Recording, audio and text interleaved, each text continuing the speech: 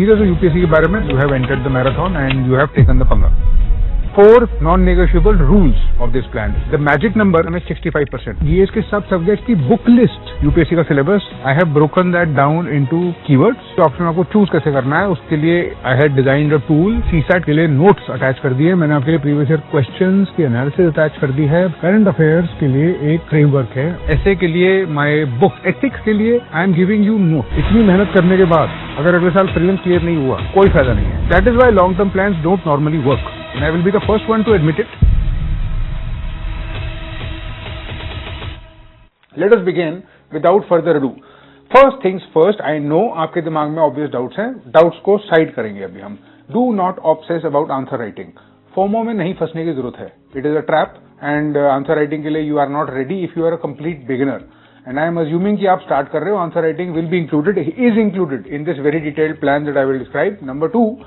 We are not going to worry about mains right now. We are not going to say prelims के लिए कैसे करना है, mains के लिए कैसे करना है, because GS is more or less the same. उसकी foundation है एक, और उसका एक higher evolved version है mains में, जिसमें अलग टाइप के writing skills भी included होते हैं. That also is included in your plan. Do not worry about interview. It is too far in the future. Right now is not the time to obsess about it. Let us talk about the basics. And before I start describing the non-negotiable plan for UPSC 2026, I need to tell you 4 non-negotiable rules of this plan. Rule number 1. You will build foundations first. Foundations first. No FOMO, no paranoia, no anxiety. Foundations will come first. UPSC के exam की knowledge की base general studies है, हम उस पर focus करेंगे और हम उसको लेके we will branch out into other areas of overlap, जो कि मैं आपको डिस्क्राइब करूंगा. Rule number 2. There are some universal constants in UPSC. Universal constants जो हमेशा साथ चलते हैं, थोड़े बहुत आपको साथ में करते रहने चाहिए. आपके यूनिवर्सल कॉन्स्टेंट्स हैं current affairs, answer writing, general studies. More often than not ये सारा साल चलेंगे किसी ना किसी फॉर्म में, वो भी मैं आपको डिस्क्राइब करूंगा कब क्या कर रहे हैं. 3. आपको इस लंबी जर्नी के लिए फीडबैक मैकेनिज्म की जरूरत होगी. आप अकेले बिना गाइडेंस के, बिना फीडबैक मैकेनिज्म के यू विल लूज ट्रैक. आप बिखर जाओगे और वो नहीं होने देना है. फीडबैक मैकेनिज्म हमेशा न्यूमेरिकल होने चाहिए, याद रखना. किसी भी सब्जेक्टिव जजमेंट फीडबैक नहीं होती है. Feedback when it comes to exam, when it comes to anything that is competitive has to be numerical. The magic number for the feedback mechanism is 65%. 65% का मतलब जो मैं आपको अभी माइलस्टोन डिस्क्राइब करूंगा आपके सब्जेक्ट्स के, उन सब के लिए मैं आपको एक फ्री का टेस्ट भी दे दूंगा. You will have a free test and I will link that test in the description. अगर सपोज आप बोलते हो हिस्ट्री कर ली और हिस्ट्री का टाइम खत्म हो गया, हिस्ट्री का स्लॉट खत्म हो गया, हिस्ट्री करने का मतलब क्या है? हाउ डू यू डिफाइन की हिस्ट्री हो गई, या हाउ डू यू डिफाइन की पॉलिटी हो गई? उसकी डेफिनेशन है 65% मार्क्स ऑन दैट टेस्ट. अगर आप 65% मार्क हिट कर रहे हो तो वो हो गई, नहीं तो आपकी तैयारी में फंडामेंटल प्रॉब्लम्स हैं, उसको फिर रिविजिट करना पड़ेगा. 4. No more than 2 subjects at a time. Never ever 2 subjects at a time से ज्यादा नहीं होने चाहिए. It causes interference in the mind and it just disrupts the whole learning process, which is a process which is going to take a while. But all of the neuroscience and the logic and the pattern recognition of everything is already included in the plan. Let us go directly to the plan. Obvious things, first things first. Plan से पहले you will need to know the syllabus. Syllabus, UPSC का syllabus notification में होता है, clearly defined है, और अगर आप उसको ध्यान से देखोगे तो आपको रियलाइज होगा कि उसके अंदर कुछ ओवरलैप्स हैं. कुछ सब्जेक्ट्स हैं जीएस के जो प्रीलिम्स में भी हैं, मेंस में भी हैं, कुछ सब्जेक्ट्स हैं ऑप्शनल सब्जेक्ट में, तो काफी सारा है. But speaking about GS at least जितना भी सिलेबस है, I have broken that down into keywords. 129 keywords हैं और एक सेपरेट वीडियो है जिसमें पूरे के पूरे कीवर्ड्स को एक फाइल में लगाया गया है आपके लिए. वो भी आपको मैं I will link that video and that file. You will go on to that video, you will see UPSC syllabus कैसे करना है. 4 घंटे की एक्सरसाइज है, हमेशा के लिए यूपीएससी सिलेबस का एक ओवरव्यू मिल जाएगा और आपको क्लियर हो जाएगा कि आप किस मैराथन में जा रहे हो. Now coming to the month and coming to the slots. फरवरी और मार्च के महीने में मैंने आपको कहा था ना, non negotiable rule 1, foundation first.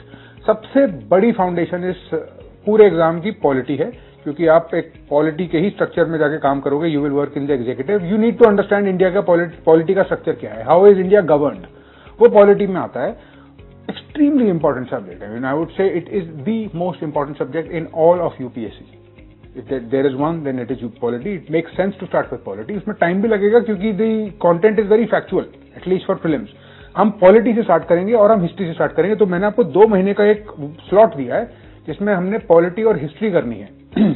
अब पॉलिटी और हिस्ट्री करने का क्या मतलब, लाइक आई सेड, करने का मतलब कि जब हम बेसिक लेवल की एनसीईआरटी और बेसिक लेवल का कंटेंट पढ़ लें, and by the way polity, history, GS के सब सब्जेक्ट्स की बुक लिस्ट और क्या सोर्सेज रेफर करने हैं उसके लिए भी I had made a video which also I am linking for you, which also you can see कि कौन से सब्जेक्ट्स के क्या क्या एग्जैक्ट कौन से चैप्टर्स तक की डिटेल उसके अंदर। तो आपको कुछ बच्चा नहीं है फिर उसके बाद उस वीडियो में जो चैप्टर्स लिखे हुए हैं बस वो आपको करने हैं। That is what I mean by doing history and polity in February and March के मंथ्स में।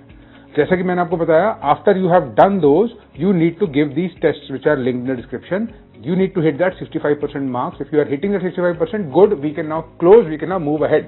एक चीज मैं पहले क्लियर कर देता हूँ, आपसे एक गलती होगी। ह्यूमन की टेंडेंसी होती है कि दरवाजा बंद ना हो जाए, तो हम किसी सब्जेक्ट को बंद करके आगे बढ़ने से बहुत कतराते हैं। हमको लगता है थोड़ी देर और थोड़ा सा और बेटर हो जाएगा, अभी तो हुआ नहीं है, बट वो सारे के सारे प्लान को खराब कर देता है। That is why long-term plans don't normally work, and I will be the first one to admit it.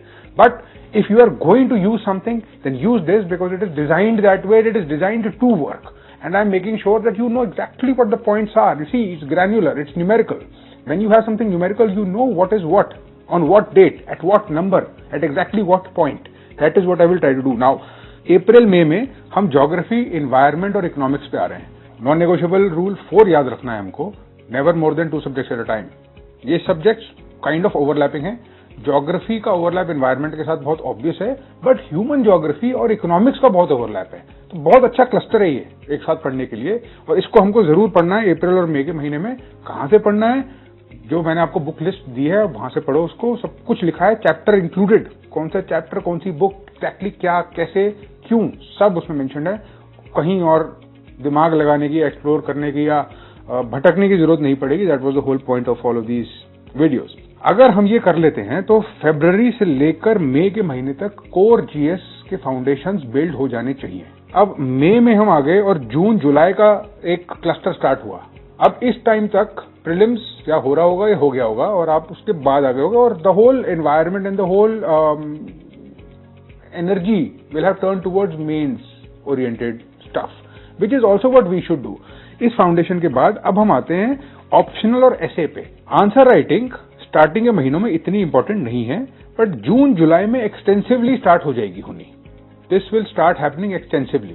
There are various initiatives that I also run for answer writing which are free. आप उनको use करके at least practice बहुत अच्छे से कर पाओगे।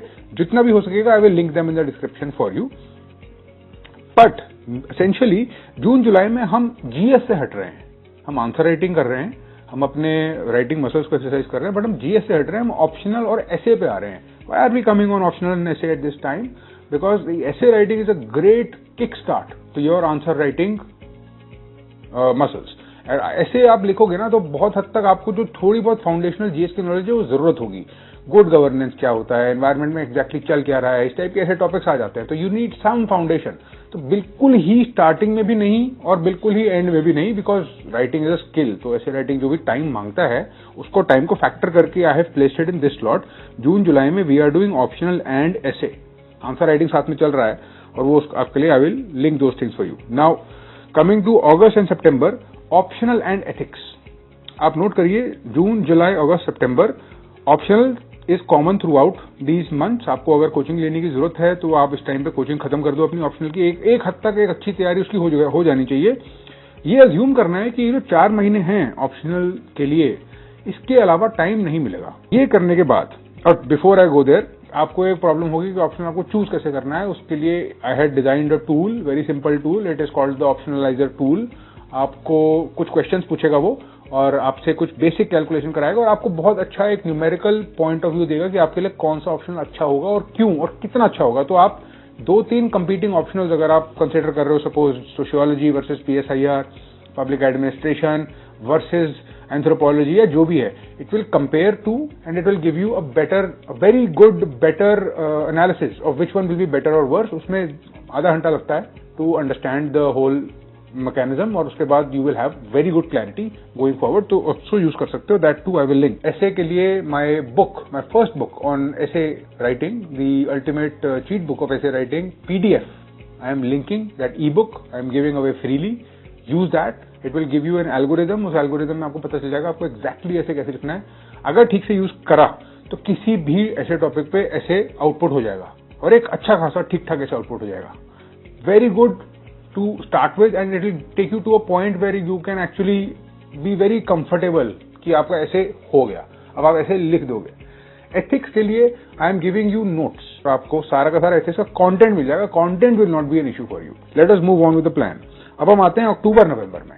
अक्टूबर नवंबर में आप कर रहे हो सीसैट, जो कि इंपॉर्टेंट है, बहुत इंपॉर्टेंट है, उसको बिल्कुल भी अंडर एस्टिमेट नहीं करना है.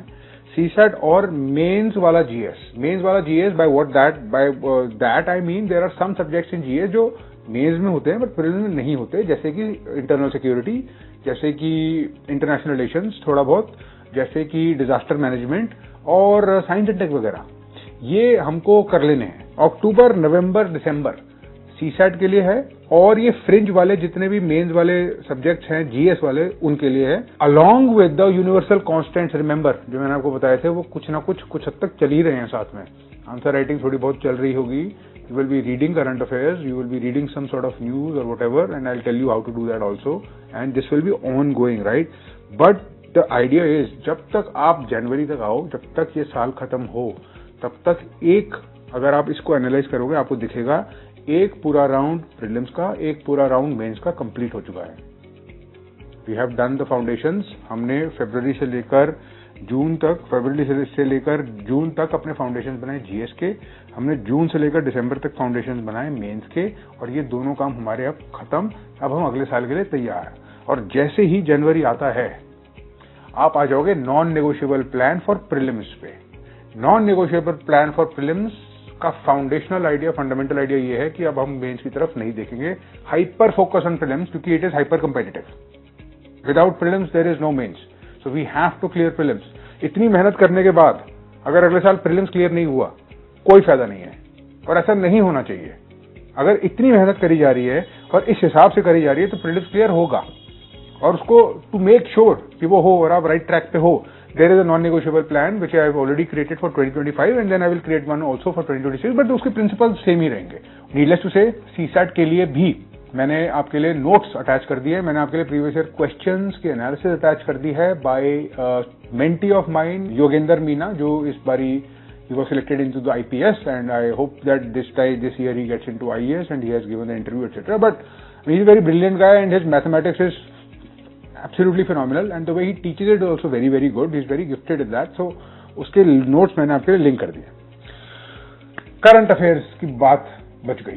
करंट अफेयर्स के लिए एक फ्रेमवर्क है और एक टूल है जो मैंने बनाया था, डेली फीडर पेज कहते हैं उसको. आपके लिए वो भी लिंक कर दिया है. आपके लिए उसको यूज करने का वीडियो भी लिंक कर दिया है. आपको बस वो देखना है और डेली जब अखबार आए तो उसका निचोड़ कैसे निकाला जाएगा एग्जैक्टली. अब एक साल तक पढ़ने की बात हो रही है, बट क्या रिटेन करोगे उसमें से आप एक साल के बाद? एक साल के बाद अखबार पढ़ने के बाद फिर से अगर मंथली कंपाइलेशंस पढ़नी पड़ रही है तो फिर फायदा क्या हुआ उस एक साल अखबार पढ़ने का? You need some way to catalogue no all this information that is coming through your eyes. आपकी आंखों से निकली जा रही है, बट कहाँ स्टोर हो रही है वो? तो वो स्टोरेज का और समराइजेशन का और एक्सट्रैक्शन का एक टूल है. बहुत सिंप्लीफाई कर देगा आपके करंट अफेयर्स की प्रिपरेशन को, जो आप डेली लेवल पे करोगे. जो मैंने आपको बताया था एक यूनिवर्सल कांस्टेंट है. तो ये है 2026 का नॉन नेगोशिएबल प्लान. अगर इस प्लान को आपने फॉलो किया, आपको अपने रिजल्ट से ज्यादा, आपको अपनी एक्सपेक्टेशन से ज्यादा अच्छे रिजल्ट दिखेंगे. You will be able to clear prelims, you will be able to clear mains, you will be able to clear the interview, but it is not easy to do. This plan is sounding great, but I will be the first person to tell you it is not easy to do. No plan is easy to do. इस plan में बहुत consistency की जरूरत है. इस plan को ऐसे देखना आसान होगा, बट इसमें जब आप चलोगे धीरे धीरे, एक दिन के बाद दूसरे दिन के बाद तीसरे दिन आपको चैलेंजेस आएंगे और आपको पता चलेगा कि कितना मुश्किल है. बीच में ब्रेक्स भी आएंगे, बीच में प्रॉब्लम्स भी होंगी, बीच में ऑब्स्टेकल्स भी आएंगे, बीच में चैलेंजेस भी आएंगे, और बीच में मन करेगा कि नहीं करना ये. उनको हमको push off, we have to push through that barrier. आपका जो दिन होगा daily, this is basically a marathon, right? So every day you are pushing little bit. Daily के लेवल पे क्या कर रहे हो आप? डेली के लेवल पे आपको क्या करना है उसके लिए भी I have made a separate video and a very scientific daily schedule that also you will find link in the description. I don't think there is anything left now beyond that. Every possible thing you could feel, require, need, and that things which you don't even know that you will need are added because I know, because this is what I do. I hope you take the benefit of all this, you know. अगर कोई चीज obvious नहीं है तो I would like to say that आप देखो कि किस detail oriented अप्रोच में जाना. एग्जैक्टली आर यू रीडिंग, जब आप पढ़ रहे हो तो आप फोकस कर भी पा रहे हो नहीं कर पा रहे. All of these things really matter. What is going on, आपके पास फीडबैक आ रहा है रेगुलरली, नहीं आ रहा है, और फीडबैक है तो कैसा है. You can't figure out that feedback when you go there, you have to figure it out now. That is what a road map is suppose to be. Check post होने चाहिए पूरे के पूरे रास्ते में ताकि मुझे पता हो कि अच्छा मैं इसके आसपास अब आ गया. That is what a road map is suppose to be, and I hope and I think that this will serve that purpose. Anything you want to ask me, or if I missed anything, which I don't think I did, but if I did, you can let me know in the comments and I will try to help you for sure. Thank you, all the best, and I hope you win this marathon and I hope you see me on the other side. Thank you.